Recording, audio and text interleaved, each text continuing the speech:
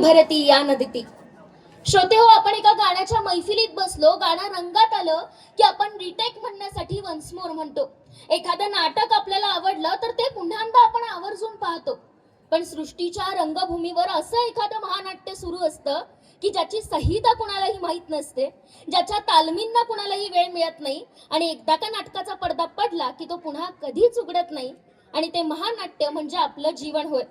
या जीवनाविषयी बोलताना कवयित्री बहिणाबाई चौधरी असं म्हणतात, आला सास गेला सास जीव तुझा रतंतर, जगण मरण एका सासाचं अंतर, जगण मरण एका सासाचं अंतर.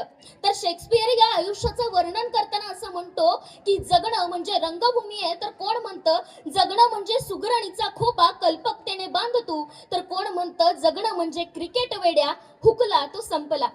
विद्यापीठ कोड क्रमांक 205 नेमक्या याच विषयावर चिंतन करतीये, विषय मांडतीये जीवनाच्या गाण्याला वन्स मोर नाही. श्रोते हो, संत तुकाराम महाराज त्यांच्या एका अभंगात म्हणतात, आयुष्याच्या वाटे जपून या, आयुष्याच्या वाटे जपून या, काळ पाहे करून या. म्हणजेच काळ तुमचा प्रत्येक श्वास मोजत आहे, तो तुमच्या पाठी सावली सारखा उभा आहे. आणि एकदा का हे काळाचं गणित भरलं का मग इथे वन्स मोर म्हणायला कुणीही उरत नाही. त्यावेळी तुम्ही असता आणि तुम्ही केलेली कर्म असता. श्रोते हो, आजच्या 21व्या युगात तंत्रज्ञान सुख सुविधा देखील आम्हाला मिळाल्या, पण खरं सुख मात्र कुठेतरी हरवून गेलं. आज भूतकाळाच्या पश्चातापात आणि भविष्याच्या विवंचनेत आपण इतके अडकून पडलोत की आजचं वर्तमानातलं जगणंच विसरून गेलोत. आजच्या मोबाईलवरच्या नोटिफिकेशन्स मध्ये आपण इतके गुरफटलोय की शेजाराच्या दुःखामध्ये आपल्याला सामील व्हायला वेळ मिळत नाही. बँक बॅलन्स वाढवण्याच्या शर्यतीत इतके धावलोय की आज आपल्या घरच्यांसाठी, ज्यांच्यासाठी आपण कमवतो, त्यांच्यासोबत बसून 4 घास खायला वेळ नाही. आणि ज्या गादीवर झोपण्यासाठी आपण लुसलुशीत गादी विकत घेतो, त्या गादीवर मात्र झोप काही लागत नाही. हीच खरी शोकांतिका. म्हणजेच जीवनाच्या तयारीत आपण इतके गुरफटलो की वर्तमानात जगणंच विसरलो. प्रसिद्ध तत्वज्ञ सॉक्रेटिस असा म्हणतो की तुम्ही तुमच्या जीवनाचं जोपर्यंत आत्मपरीक्षण करत नाही तोपर्यंत त्या जगण्याला काहीच अर्थ उरत नाही. त्यामुळे आपण प्रत्येकानं आत्मपरीक्षण केलं पाहिजे की आपण खरंच जगतोय का, आणि ते जगत असताना आपण जगण्यातला आनंद अनुभवतोय का.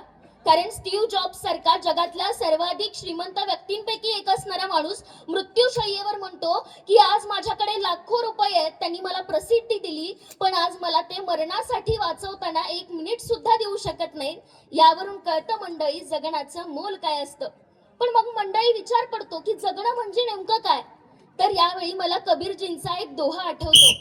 तो दोहा आपल्याला असं सांगतो की बड़े हुए तो क्या हुआ जैसे पेड़ खजूर, जड़े हुए तो क्या हुआ जैसे पेड़ खजूर, पंथी को छाया नहीं फल लगे अति दूर, पंथी को छाया नहीं फल लगे अति दूर.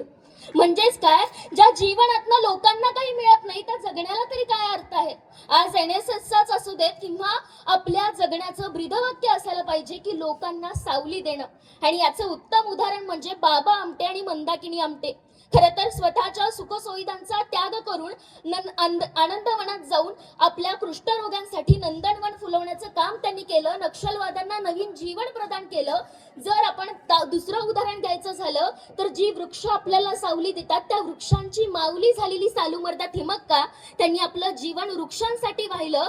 तर आपल्याला आता ऍसिड हल्ल्यांमध्ये बळी पडलेल्या कित्येक तरुणींना आत्मविश्वासाने जगण्याची नवी उमेद देण्यासाठी काम करणारा सूरज हंडे नावाचा तरुण आपलं आयुष्य वेचतोय.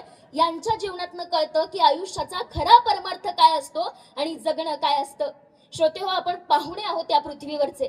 थोड्या काळासाठी आपला या विसावा असणाऱ्या या पृथ्वीवर, पण तो असताना आपल्या जगण्याचं गाणं किती मोठं आहे यापेक्षा ते किती गोड आहे हे जास्ती महत्वाचं आहे.